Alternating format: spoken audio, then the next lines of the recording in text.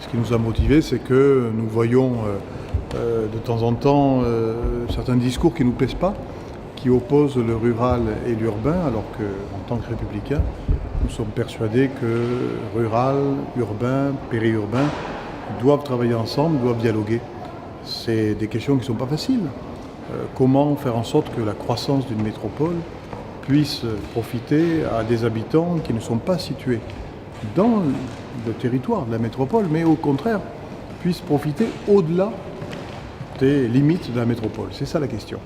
C'est une question qui n'est pas facile, mais que nous avons décidé de travailler par le dialogue et non pas par la confrontation. Et nous avons décidé avec le président Raymond Vall de poser des actes concrets, c'est-à-dire qu'on a déterminé 6 domaines de coopération, 6 domaines d'action concrètes sur des sujets aussi différents que la culture, le tourisme, l'alimentation, le développement économique, la transition énergétique, la mobilité, de travailler ces questions-là et d'apporter des réponses profitables aux deux territoires. Et surtout faire en sorte que la solidarité entre l'urbain et le rural ne soit pas un vain mot. Alors nous avons signé au mois de juillet et nous sommes à la fin du mois de septembre, donc je ne vais pas vous dire que l'été a été plein d'événements, c'est pas vrai. Par contre, nous sommes en train de présenter un projet, il y a un appel à projet de l'État sur des questions relatives à l'alimentation. Nous sommes en train d'y travailler ensemble. Aujourd'hui, nous avons ici, en milieu urbain, une demande sociétale. Que demandent les urbains? Ils demandent à manger bien, à manger mieux, ils demandent du bio, ils demandent des circuits courts. Autrement dit, ils nous demandent, pour leurs propres besoins alimentaires, de travailler avec les territoires qui sont juste à côté, en proximité. L'État encourage ce type de démarche et donc nous avons décidé de travailler prioritairement cette question. Alors on parle là de coopération, d'accord, mais où est la co-construction dans cette magnifique dynamique?